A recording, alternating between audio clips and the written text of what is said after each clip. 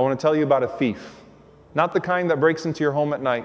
Not the kind you can call the police about. Not the kind you can see. This thief walks into your life without making a sound. It never announces itself. It never sends a warning. It comes wearing the most respectable clothing you could imagine. It comes dressed as ambition. It comes dressed as motivation. It comes dressed as awareness. And by the time you realize what it has stolen from you, it has already taken years. Years of your focus. Years of your growth. Years of your spiritual trajectory. Years of your unique God-given purpose. And the most terrifying part, the part that keeps me up at night when I think about it for myself and for the people I love and for the communities that I speak to, is that this thief does not feel like a thief while it is robbing you. It feels like discipline. It feels like self-improvement. It feels like you are simply paying attention to the world around you. But what it is actually doing, quietly, systematically, with devastating patience, is redirecting the lens of your entire life away from where Allah subhanahu wa ta'ala placed it and pointing it at everyone else. And once that lens shifts, once your focus leaves your own path and lands permanently on the paths of others, something dies inside of you that you may not even notice is gone until a decade has passed. We are going to talk about that today, every single piece of it. And I am warning you now, some of what I am going to say is going to feel uncomfortable. Some of it is going to feel like I am describing you specifically. Some of it is going to feel like I am reading a journal you wrote to yourself and never showed anyone. That is intentional, because this topic deserves that level of honesty. This is not a lecture designed to make you feel good. This is a lecture designed to make you free. There is a phenomenon in medicine that doctors find extraordinarily dangerous, more dangerous in many cases than the disease itself. It is called asymptomatic progression. It is when something devastating is growing inside a person's body, eating away at vital tissue, corrupting systems from the inside out, and the person feels absolutely nothing. No pain, no fever, no warning sign, nothing. In fact, sometimes the person feels fine, sometimes the person feels great. And it is precisely this absence of pain that makes the disease so lethal, because the person never seeks treatment. They never even look for a diagnosis. Why would they? They feel fine. What I am describing to you today is the spiritual equivalent of that. The habit of excessive focus on others, the compulsive monitoring of other people's progress, success, struggles, relationships, and choices does not feel like a disease when it is living inside you. It feels, as I said, like attention. It feels like awareness. And in the beginning, when it is just taking root, it genuinely presents itself as something neutral, maybe even something useful. Someone close to me once described it this way. They said, "I do not think I am envious. I am just someone who pays attention. I notice what works for people. I notice what they are doing. I notice the choices they make and the results they get. I thought it was helping me learn." And I sat with that for a moment, because there is a real truth buried inside it. Observation can serve learning. Watching others can teach you things. The Prophet, peace and blessings be upon him, drew lessons from the world around him constantly. The companions drew wisdom from what they witnessed. So the mere act of observing is not the disease. The disease begins at a specific threshold. And that threshold is the moment when your primary orientation, the default direction of your inner life, the default question running in the background of your mind every single day, shifts from what is Allah asking of me to what are they doing. That shift is the moment the thief walks in. And most people cannot identify the exact moment it happens. That is what makes it so dangerous. The scholars of the heart, specifically Imam Al-Ghazali in Ihya Ulum ad-Din, which is one of the greatest works ever written on the internal life of a human being, described the nafs, the ego self, as having a quality they call tashbih, which roughly means mimicry or comparison. The nafs by its nature is not content to define itself on its own terms. It perpetually defines itself in relation to others. It wants to know where it stands. It wants to measure. It wants to rank. And left unchecked and untrained, this quality will consume every spiritual gain you ever make. It will take your tahajjud and make you wonder if someone else prays longer. It will take your sadaqah and make you wonder if someone else gives more. It will take your knowledge and make you wonder if someone else knows better. It does not leave anything sacred. It is infinitely hungry. and you cannot satisfy it by giving it more to compare. The only way to end it is to starve it of the thing it feeds on, which is the constant monitoring of other people's lives. Now I want to take you somewhere specific in the Quran, because I think this is where the conversation needs to be anchored. In divine revelation. Not just psychology, not just philosophy, not just my own reflections. Allah says in Surah Al-An'am, verse 149, قُلْ فَلِلَّهِ الْحُجَّاتُ الْبَلِيغَةُ. Say, to Allah belongs the conclusive argument, meaning the final word on every matter belongs to Him. But I want to draw your attention to a concept that runs like a river through the entire Quran, and that is the concept of what the scholars call Al-Qadr al-Makhsus, the specific and individual divine decree. Every human being who has ever breathed on this earth was not just created generically, they were created specifically. They were given a specific body, a specific mind, a specific set of circumstances, a specific family, a specific place of birth, a specific time in history, a specific set of challenges, and crucially, a specific purpose. The Arabic word that captures this with the most precision is miqdar, which appears in Surah Al-Qamar, verse 49, where Allah says, إِنَّ كُلَّ شَيْءٍ خَلَقْنَهُ بِقَدَارٍ. Indeed, we have created all things in due measure. Subhanallah. Read that again. Due measure, every single thing, not most things, not the big things, everything. Meaning your situation, your pace, your path, the specific obstacles placed before you, the specific gifts placed inside you, were all calibrated by Allah with a precision that no human being will ever fully understand. Your miqdar is not someone else's miqdar. Your path is not someone else's path. And the moment you begin treating someone else's path as the measuring stick for your own, you are implicitly telling Allah that He made an error in your calibration, that the measure He gave you was wrong, that He should have given you their measure instead. I want you to sit with that for a moment, because that is a very serious spiritual position to be in. Even if you are occupying it accidentally, even if you arrived there through no conscious choice, even if you got there simply by scrolling through social media and watching the highlight reels of people you went to school with, the position is the same. You are standing in front of the craftsmanship of Allah and quietly suggesting that something went wrong. Now, in Surah Al-Isra, verse 84, Allah says something that I consider one of the most liberating statements in the entire Quran. He says, قُلْ كُلٌّ يَعْمَالُ عَلَى شَكِلَاتِهِ. Say, everyone acts according to their own nature, their own formation, their own mold.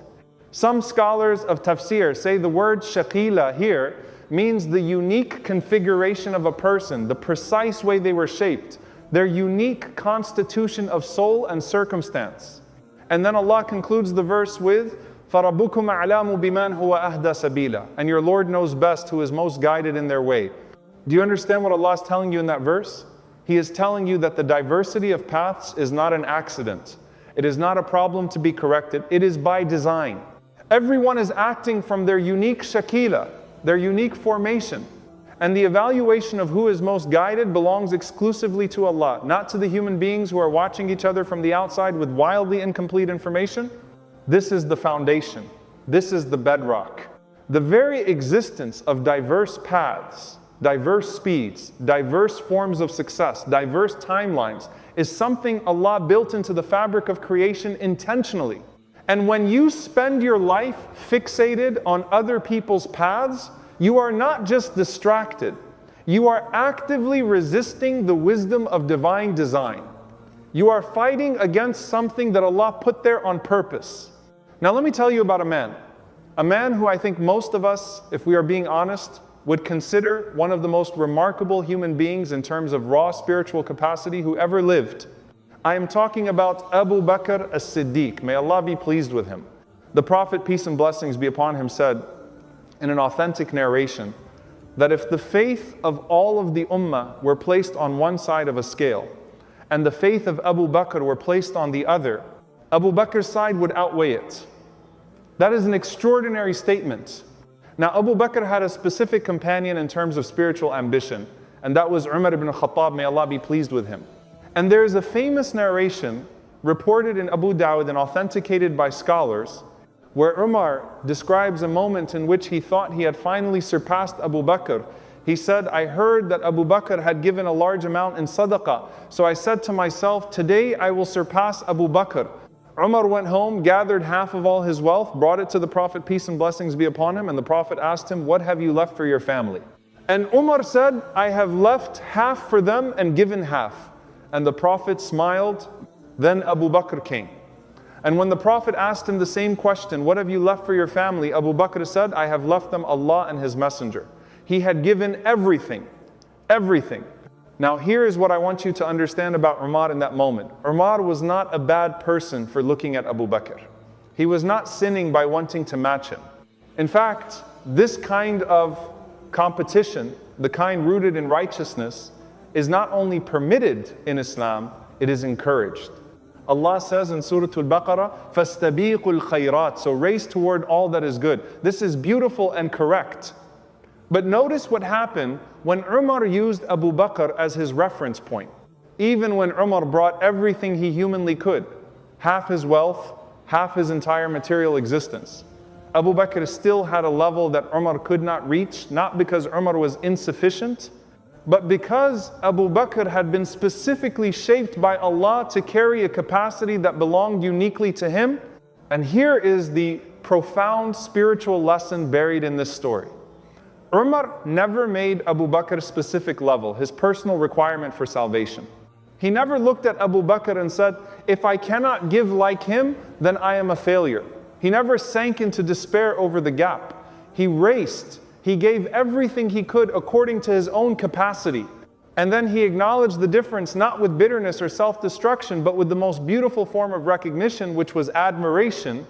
Umar recognized Abu Bakr's unique position and said famously, I will never be able to surpass Abu Bakr in anything. And he said it not with resentment, but with love. That is the model. Race toward goodness. Give everything you have. But never allow someone else's God-given ceiling to become your personal standard of failure. The tragedy in our modern world is that we have lost the ability to separate those two things. We watch people with different ceilings than ours, different capacities, different circumstances, different histories, and we do not say, I will give everything I have within my own lane. We say, why am I not at their ceiling already? And the gap between what we are and what someone else was designed to be becomes a source of paralysis rather than a source of gentle, grateful, forward-moving, striving. I want to step into the territory of modern psychology for a moment because I think it is important for you to understand that this is not merely a spiritual struggle, this is also a neurological one. And understanding the neuroscience behind it actually deepens your appreciation of why the Islamic solution is so precisely calibrated to the actual problem. In 1954, a social psychologist named Leon Festinger proposed what he called social comparison theory. His central observation was simple, almost embarrassingly simple once you see it. Human beings have a fundamental drive to evaluate their own opinions and abilities by comparing them to other people. This is not a character flaw. This is a cognitive feature that was likely adaptive at some point in human evolutionary history. When early human beings lived in small tribes where everyone knew everyone, comparing yourself to your neighbor had immediate, practical, life or death relevance. Is he stronger? Can I trust her?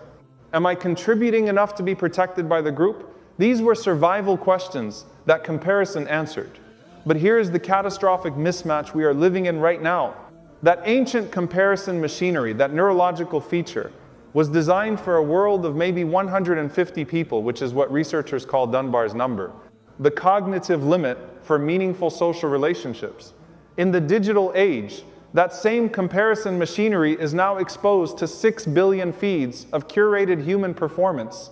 Your brain, which evolved to compare yourself to the 150 people in your tribe, is now running that same comparison software against the best performing moments of millions of people around the world simultaneously. The result is not just discomfort.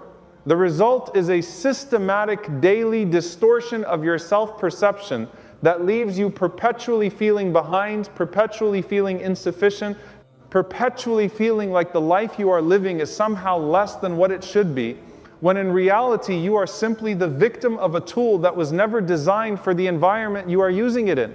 Researchers at the University of Michigan found that spending more time on social media was directly associated with a decline in subjective well-being, specifically because of social comparison. The more you watched others, the worse you felt about your own life, not because your life had gotten worse, but because the reference point had changed. Your brain was now measuring your ordinary Tuesday against someone else's extraordinary Saturday that they chose to film and post. And your ordinary Tuesday always loses that comparison. Always. But here is what makes the Islamic framework so strikingly ahead of its time. The early scholars of this tradition, people like Ibn al-Qayyim al-Jawziyah, who lived in the 14th century, had already diagnosed this exact pathology centuries before Festinger had a name for it. Ibn al-Qayyim wrote in his extraordinary book, Madarij as-Sa'likin, The Levels of the Wayfarers, that there are two prisons a person can voluntarily enter. He said, the first prison is the prison of desires, which is obvious. Everyone understands that desires can trap you. But the second prison, he said, is the prison of other people's opinions and attention.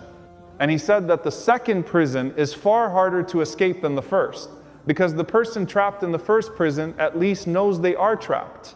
The person trapped in the second prison usually believes they are free. Let me say that again because it deserves the space. The person trapped by what others think, by what others have, by what others are doing, usually believes they are free. They believe they are simply engaged with the world. They believe they are simply informed. They do not recognize the prison. And that is why Ibn al-Qayyim called it, in his own framing, the subtlest form of captivity. Because you cannot fight a prison whose walls you cannot see. Now I need to take you deeper. Because excessive focus on others does not exist in isolation. It is connected to three specific diseases of the heart that the scholars treated with extreme seriousness and that the Prophet, peace and blessings be upon him, explicitly warned against. These three diseases are Hasad, which is envy, Riya, which is showing off, and Ujub, which is self-admiration rooted in comparison. I want to explain each one and show you how they are all secretly fed by the same root behavior of excessive focus on others. Let us start with Hasad. The Prophet, peace and blessings be upon him, said in an authentic narration reported in Sahih Muslim, Iyakum wal hasad, beware of envy. And then he said, فَإِنَّ الْحَسَدَ يَقُلُ الْحَسَنَاتِ كَمَا تَأْكُلُ النَّارُ الْحَتَابِ, because envy consumes good deeds the way fire consumes dry wood. That is one of the most alarming metaphors in the entire prophetic tradition. Dry wood and fire. You know what happens to dry wood and fire? It is gone in moments. All of it. And this is what the Prophet, the most honest and precise communicator who ever spoke to the human heart, is telling you about what envy does to your amal, your deeds, the currency of your akhirah, your next life. It burns them. But what is the fuel source of hasad? What does envy require in order to exist? Think about it for a moment. You cannot envy someone you are not watching. You cannot envy a situation you do not know about. Hasad is literally impossible without information about others. It requires you to be aware of what someone else has and to feel a desire for them to lose it or a grief that you do not have it. Which means that the more time you spend watching other people's lives, the more raw material you are feeding into the hasad machine. Every scroll, every comparison, every moment spent measuring your life against someone else's is loading the furnace that burns your good deeds. This is not a metaphor. According to the Prophet, peace and blessings be upon him, this is a literal description of the spiritual mechanics. Now let us go to Riya, which is showing off, or more precisely, performing your actions for the attention of others rather than for Allah alone. Most people think Riya is only relevant to worship. They think it applies when you pray visibly so people can see, or when you give charity so people can witness. And yes, those are absolutely forms of Riya. But the scholars identified a broader, subtler form of Riya that bleeds into your entire life, including your worldly choices. When your primary motivation for achieving something is not the achievement itself, not the purpose behind it, not the service it provides, not the growth it generates, but rather the image it projects to people who are watching you, that is a form of Riya in the broad sense. And here's the devastating connection. The more you watch other people, the more aware you become of what they are achieving. And the more aware you become of what they are achieving, the more you unconsciously begin to frame your own ambitions not in terms of what Allah placed in your heart, but in terms of what will look impressive to the audience you have been watching. You begin to pursue their targets instead of your own. And you begin to perform your life for their attention instead of living it for your own purpose. This is how the comparison trap converts into riyya. It is not just that you watch others, it is that in watching them you absorb their value system. You absorb what they consider success. And then, without realizing it, you restructure your own life around demonstrating that value system to them rather than fulfilling the specific purpose that Allah created you to fulfill. And finally, ujub. Ujub is often translated as arrogance or self-admiration. But I want to give you a more precise definition that I think is more useful for this conversation. Ujub is the spiritual disease of defining your worth in comparison to others rather than in relationship to Allah. It is the disease of the person who does not feel good about themselves unless they feel superior to someone else. And what is the structural requirement for ujub? You guessed it, other people to compare yourself to. Without constant monitoring of others, ujub has no food. It starves. And that is exactly what the prescription looks like. Stop feeding it. Stop giving it the raw material it needs to survive. The Prophet, peace and blessings be upon him, said, 3 things are most destructive. Shuhun mutha'un wa hawan muttaba'un wa ujubul mar'i bi nafsihi. Avarice that is obeyed, desires that are followed, and a man's self-admiration. Subhanallah. He specifically called out self-admiration as one of the most destructive spiritual forces. And the way self-admiration most commonly manifests in this era, in this digital age, is through the lens of comparison.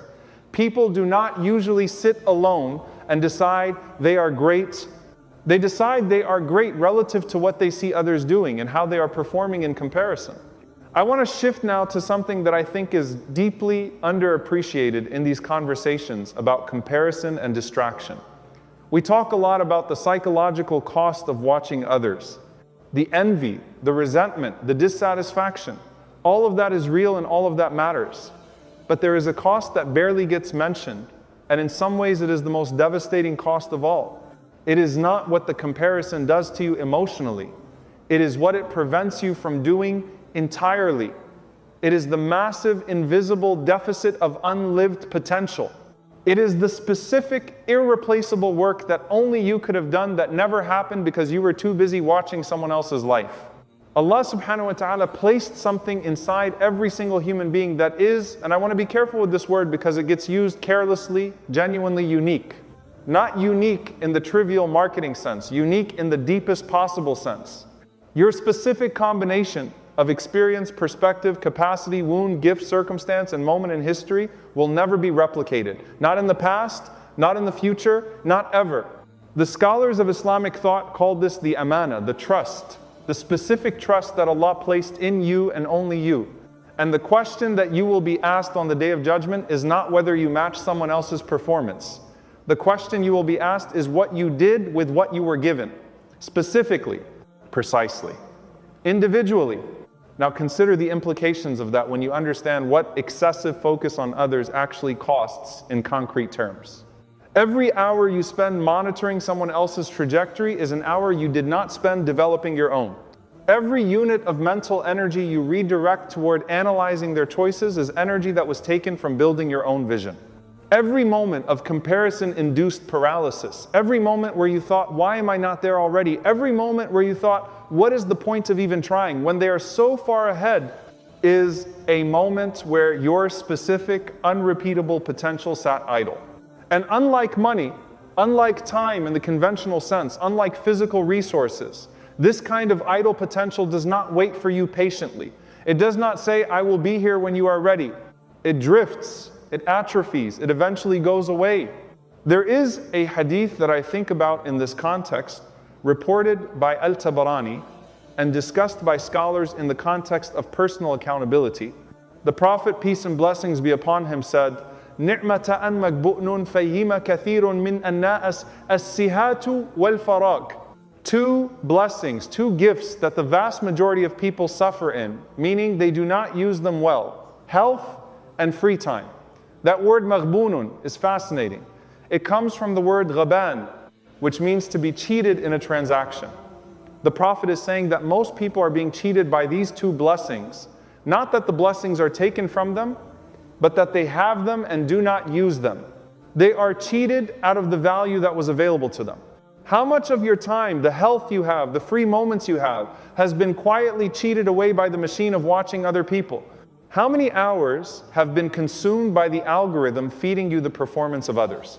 How many days have passed where the most significant mental activity was not building something, not thinking deeply about your purpose, not developing the gift that Allah gave you, but rather tracking where everyone else is on their journey? This is not a guilt trip. This is an accounting. And the Islamic tradition is deeply serious about accounting. In fact, the great scholar Umar ibn al-Khattab, may Allah be pleased with him, famously said, "Hasibu anfusakum qabla an tuhasabu." Take account of yourselves before you are taken to account. Self-auditing before the final audit. And part of that self-audit, part of that honest reckoning, has to include an honest look at where your attention has actually been going, because your attention is not just a resource, it is a spiritual instrument. It reveals your deepest orientation. It reveals what you actually love. It reveals what you actually fear. And when your attention has been colonized by the performance of others, it reveals something that needs to be urgently corrected. The most central image in Islamic practice, the most repeated supplication in the life of a Muslim, is the supplication for Al-Sirat al-Mustaqim, the straight path. We say it 17 times a day minimum in our prayers. Ihdina Sirat al-Mustaqim. Guide us to the straight path. And I want to unpack something about that image that I think is almost never discussed. The word sirat means path, a path, singular. And the structure of the supplication is deeply personal. Guide us, yes, but to the path. Now, scholars of tafsir have written extensively about what the sirat al-mustaqim is. And the dominant understanding is that it is the path of those whom Allah has blessed. As He defines in the very next verse, the prophets, the siddiqeen, the shuhada, and the righteous. This is the collective path of guidance. And that is absolutely correct and must not be diminished. But within that broad path of guidance, there is a profound truth about the way Allah guides each individual. He does not guide everyone to the exact same expression of that path. He does not manufacture identical journeys.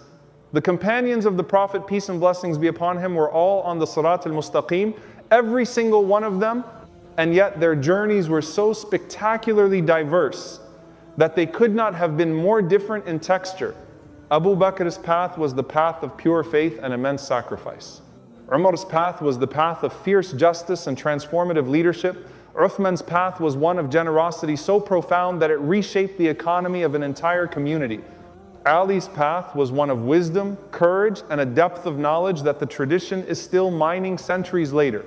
They were all in the same sirat, but their individual expressions of it were as unique as their souls, and not one of them spent his life trying to become another.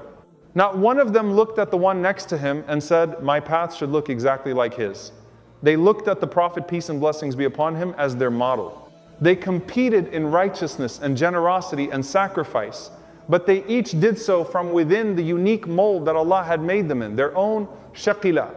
This is the model. The sirat is broad enough to contain your specific journey. It is not a single file line where you must mimic every step of the person in front of you. It is a direction, a divine direction, and within that direction you have the sacred responsibility of expressing the specific gifts, talents, wounds, wisdoms, and capacities that Allah designed into you and only you. When you spend your life focused on others, you are not getting closer to your sirat. You are wandering away from it. Because your sirat is not discovered by watching where others walk. It is discovered by going inward, by going to your own heart, by sitting in stillness with the one who designed you and asking the only question that ultimately matters, which is, Ya Allah, what did you put me here to do? That question and that alone, combined with the consistent practice of doing the work that comes from its answer, is how you find your path. Not by triangulating your position relative to everyone else's position. Now, I want to give you something practical. Because I am deeply aware that if I give you powerful framing and compelling ideas without concrete tools, I have given you a beautiful lecture that changes nothing. And changing nothing is not the goal. The Islamic tradition has a specific technology for this problem.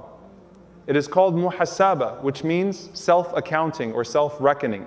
And the scholars of the heart from Al-Muhasibi, who was named for this very practice and who wrote one of the earliest systematic works on the inner life, to Al-Ghazali, to Ibn al-Qayyim, all identified muhasaba as the foundational practice for anyone serious about spiritual development.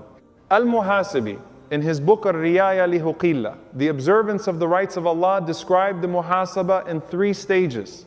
He called them Al-Muraqaba, which is watchfulness before the act, Al-Muhasaba, which is the accounting after the act, and Al-Mu'ataba, which is the self-correction that follows from honest accounting. Let me translate that into the specific problem we are discussing. Al-Muraqaba in this context means developing the habit of catching yourself before you go deep into the comparison spiral. It means building enough inner awareness to recognize the moment your attention starts shifting away from your own path and toward a destructive monitoring of someone else's. Not prohibiting you from all knowledge of others, but developing sensitivity to when the watching has crossed from useful to corrosive. That moment has a specific feeling if you learn to notice it. It is a subtle tightening, a subtle heaviness, a subtle sense of something being pulled away from you rather than given to you. Learn to notice that feeling. Al-Muhasaba means regularly, ideally, daily, sitting with yourself and asking honest questions. What did I consume with my attention today? What did I look at? What did I compare? What emotions did those comparisons produce in me? Was there envy in what I felt? Was there a quiet resentment? Was there a diminishment of gratitude for my own life? Was there a diminishment of motivation rooted in the feeling that the gap between me and where I want to be is too large to close? These are not comfortable questions. That is precisely why most people never ask them. But the discomfort of the question is infinitely more survivable than the damage of not asking it. Al-Mu'ataba means making a concrete adjustment based on what you find in that accounting. Not punishing yourself, not catastrophizing about what you discovered, but making a concrete, specific change. This week, I will limit my exposure to this. This week, I will redirect this amount of attention back to my own work. This week, when I feel the pull toward comparison, I will instead turn toward this specific practice or this specific task. Specific, concrete, actionable. There is a second practice that I want to add to this, and it comes directly from the Sunnah. And it is so simple that most people dismiss it as merely a formula. It is dhikr. Specifically, the kind of dhikr that recenters your attention on Allah. The Prophet, peace and blessings be upon him, taught us, La hawla wa la quwwata illa billah. There is no power and no might except through Allah. The scholar said this specific phrase is particularly important in moments when you feel overwhelmed, outmatched, or insufficient. And what is the feeling that excessive comparison produces, if not exactly that?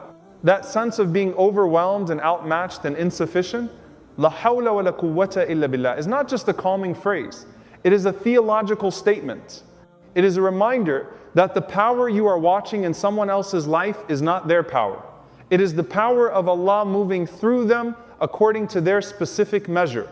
And the power you need is not theirs to give you. It comes from the same source directly to you, according to your miqdar. I have spent a great deal of time studying the lives of people who built things that endured in the Islamic tradition and beyond it.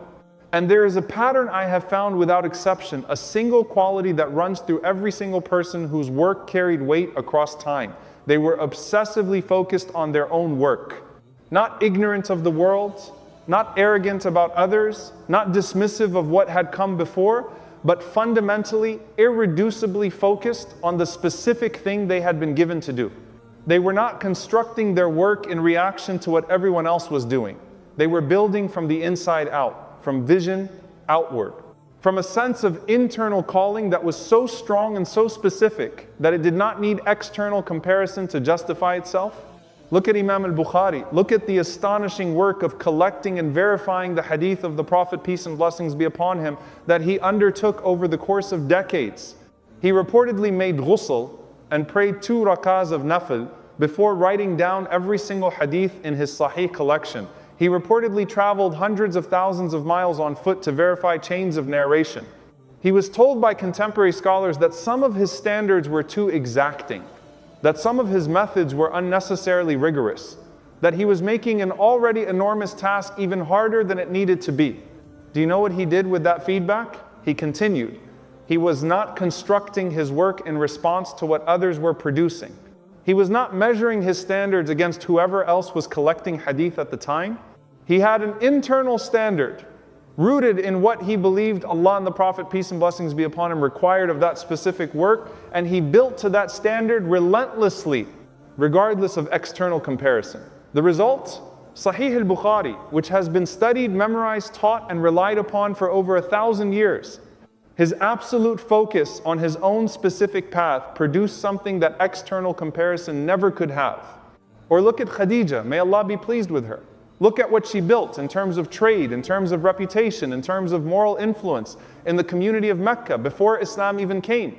She did not build that by constantly watching what other traders were doing and constructing her identity around outperforming them. She built it from her own character outward, her own integrity, her own vision, her own standards. And then when the most significant moments in all of human history arrived, when the Prophet, peace and blessings be upon him, came to her trembling and shaking after the first revelation, she did not need to consult anyone else's opinion to know how to respond. She did not need to look at what others were doing to find her bearings. She knew exactly what she knew because she had spent a lifetime building genuine knowledge of her own inner world rather than spending that energy monitoring everyone else. These are not coincidences. This is a pattern. The people who built things that endured were fundamentally inward facing in their orientation. They were deeply aware of the world, yes, deeply engaged with it, but their primary instrument for navigating it was their own internal compass, calibrated by their relationship with Allah and their honest understanding of their own gifts and purpose. External comparison was never their primary fuel source. I want to spend a moment on the contemporary dimension of this, because while the disease is ancient, the amplification we are living through is historically unprecedented, and I think it deserves to be named clearly. The Prophet, peace and blessings be upon him, said, "La tatamannaw ma faddalallahu bihi baddakum ala ba'din." Do not wish for what Allah has used to give some of you preference over others. This was a prophetic warning issued in a world where your knowledge of what others had was limited to what you could directly observe. In the 7th century, you knew what your neighbors had, you knew what your tribe had. Your comparison pool was bounded by physical proximity and direct relationship. The warning was still necessary, obviously, because the human heart is the human heart across every era. But the scale of temptation was proportionate to the scale of exposure. Now imagine what the Prophet, peace and blessings be upon him, was warning against in a world where the comparison pool is 6 billion people, where the algorithm, specifically designed by some of the most sophisticated engineers in human history, optimizes your feed to show you the highest performing content, the most impressive moments, the most enviable achievements, because those are the things that keep you on the platform longest. Where you wake up every morning and the very first thing many of you do, and you know who you are, is reach for your phone and immediately load an algorithmically curated gallery of other people's best moments.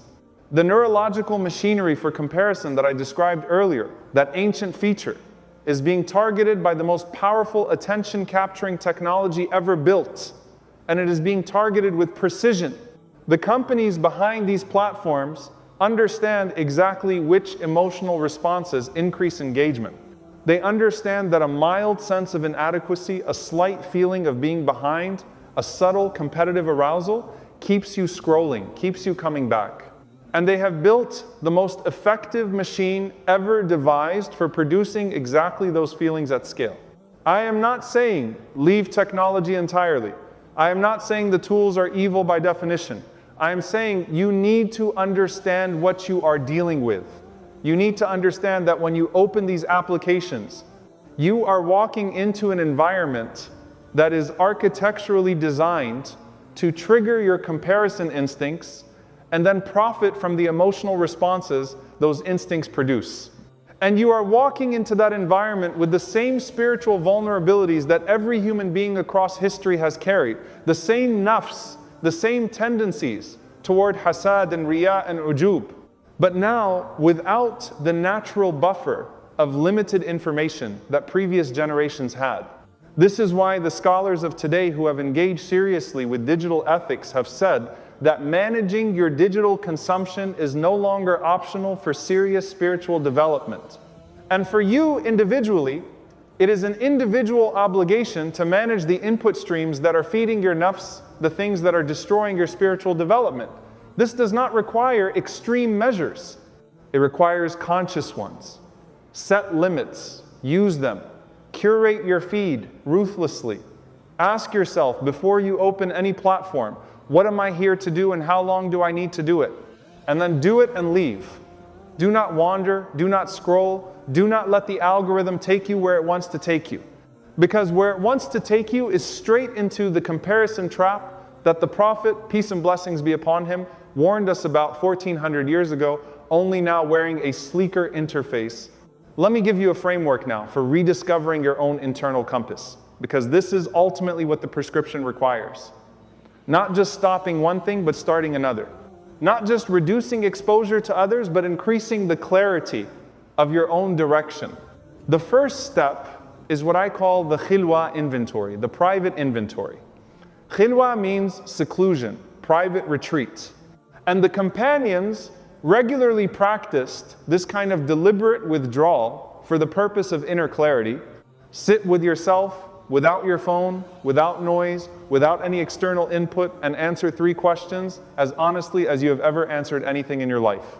The first question is, if no one in the world could see what I was doing, and my only witness was Allah, what would I choose to build with my life? The second question is, what do I know from the depths of my own experience, and not from anything I have observed in others, that I am specifically equipped to offer to this world? And the third question is, what am I currently doing in my life, primarily because of how it looks to others, rather than because of who I am and what Allah has asked of me? These questions are not rhetorical. They require actual answers, written answers if possible. The act of writing forces a specificity and honesty that mental reflection often avoids. Write them. Look at what comes out. That is your starting inventory. That is the material you begin working with. The second step is what the scholars call tafakkur, deep contemplative reflection. Not passive daydreaming, but active, disciplined thinking about your purpose and your path. Specifically, I want you to think about the gifts, the inclinations, the experiences, including the painful ones, that seem to recur in your life across time. There is often a pattern in what we have been through and what we feel drawn to. The person who survived the specific kind of struggle is often uniquely equipped to guide others through that same struggle. The person who carries a specific kind of understanding is often positioned to offer it to a world that needs it. These patterns are not accidents. In the Islamic framework, they are clues. They are hints from Allah about the specific shape of your contribution. Pay attention to them. The third step is what I call qasd, which means intention. But in the deeper sense, it means the deliberate establishment of direction. After the inventory and the reflection, make a commitment to a direction. Not a perfect plan, not a 5-year strategy, a direction, a North Star. Something that says, this is where I am going with my life, and this is grounded in who Allah made me rather than who I see on my screen, and then return to that North Star every single day. Put it in front of you. Make it the first thing you think about in the morning. Make it the last thing you review at night. Because the natural pull of the world, and especially the digital world, is constantly pulling you away from your own North Star and toward the North Stars of everyone else. You have to be disciplined about returning. You have to make the return a practice rather than an occasional event. The fourth step is amal, action. Nothing in Islamic spirituality is merely internal. The Quran pairs iman and amal relentlessly. Faith and action, understanding and doing. The clarity you gain through khilwa and tafakkur and qasd must be expressed in concrete daily action. Not eventually, not when you have figured everything out. Now, with the clarity you currently have. Because it is in the doing that the remaining clarity comes. The path reveals itself more to those who walk it than to those who study it from a distance. I want to close with something that I consider the deepest and most beautiful truth available to a human being. Something that when you truly internalize it, makes the entire problem we have been discussing dissolve from the root. Allah sees you, specifically, individually, fully, not generically, not as a member of a category, not as a demographic, not as one of 8 billion, but as you, your private struggles that no one knows about, your private intentions that no one can observe, your private grief, your private longing, your private attempts to do better that failed. Your private moments of beauty that no one witnessed, Allah saw every single one of them. Allah sees every single one of them. And Allah is keeping a record so precise and so complete that it makes every human system of evaluation look like a child's drawing. The Arabic name of Allah that I want to sit with for a moment is Ash-Shahid, the witness, the one who sees all things, the one who's witnessing misses nothing. And when you truly understand that you have a witness whose attention is so complete that it captures the weight of a mustard seed of righteousness done in perfect secrecy, when you truly understand that the most private good you have ever done is recorded in a ledger that no human eye has ever read, but that will be opened on the day that matters, something extraordinary happens. The validation of other people's gaze becomes genuinely less important, not performatively less important, not less important in the sense that you tell yourself you do not care while secretly caring enormously. Actually less important, structurally less important. Because you have found a witness who is infinitely greater than the combined attention of every human being who has ever lived. This is the spiritual technology that breaks the comparison trap at its deepest level. Not discipline, not willpower, not simply reducing your screen time, though that helps. The deepest break comes from the moment you genuinely shift your fundamental orientation toward the gaze of Allah rather than the gaze of people. The scholars called this muraqabatullah, the awareness of Allah's watchfulness. And they said it is the single most transformative practice in the development of a human soul, because everything changes when you are primarily performing for an audience of one. Your standard changes. Because Allah does not grade on the curve of human comparison. Allah evaluates each soul on the terms of its own specific potential and the sincerity of its effort within those terms. Your motivation changes because you are no longer running to impress anyone who might lose interest tomorrow. Your consistency changes. Because Allah sees the private Tuesday just as fully as the public Friday, everything changes. The Prophet, peace and blessings be upon him, when he described ihsan, the highest level of spiritual excellence, defined it precisely in these terms. He said, it is أَن تَبُدَ اللَّهَ كَأَنَّكَ تَرَاعُ فَإِن لَمْ تَكُن تَرَاعُ فَإِنَّهُ يَرَكَ. That you worship Allah as though you can see Him. And if you cannot achieve that, then know that He is seeing you. That is the prescription. Not for monks, not for people who have already figured everything out. For you, right now, in the ordinary texture of your ordinary life, in your work, in your relationships, in the moments no one sees. Worship, work, strive, build, create, as though Allah is watching, because He is. And let that watching be the primary audience for which you perform your life. When that shift happens, even partially, even imperfectly, the comparing stops. Not because you have achieved some superhuman level of discipline, but because you have found something real to look at that is so much greater than what everyone else is doing, that the comparison literally cannot compete for your attention anymore. So let me bring this home. Let me be as direct with you now as I have been throughout this conversation. You have been given one life, one specific, unrepeatable, divinely calibrated life with a specific potential that exists nowhere else in the universe and that will never exist anywhere else in the universe again. That potential is not measured by how it compares to someone else's potential. It is measured by how fully it is expressed, by how completely you brought forward what was placed inside you by the one who knows you better than you know yourself. And you have been quietly, systematically, sometimes hourly, allowing the mechanics of watching others to drain the attention and energy that could have been pouring into the expression of that potential. Not because you are weak, not because you lack values, but because the machinery of comparison is ancient and powerful, and this era has given it more raw material to work with than any generation in human history has ever faced. The invitation is not to become someone who does not care about anyone else. The invitation is not to live in spiritual isolation or cultural ignorance. The invitation is to do what the greatest human beings across Islamic history did: watch, learn, appreciate, be moved by what others achieve, but keep the center of your orbit where Allah placed it. Keep your primary attention on your own path. Keep your primary audience, the one who sees everything. Keep your primary measurement, the distance between where you are and where your own specific potential can take you. Not the distance between where you are and where someone else happens to be. There is a dua that I want to leave you with. It is not a narrated dua from the prophetic tradition, but it is a dua I pray for myself, and I pray for every person who has ever felt the subtle suffocation of living their life through the lens of others. Ya Allah, you made me specifically. You calibrated my measure with precision that I cannot fully understand. Help me trust that calibration. Help me turn away from the distraction of what others have and toward the full, grateful expression of what you gave me. Help me to be so focused on my own path, so aware of your gaze, so grounded in my own purpose, that the comparison machine loses its hold on me entirely. Help me to see what you see in me, and help me to build what you placed me here to build. Ameen.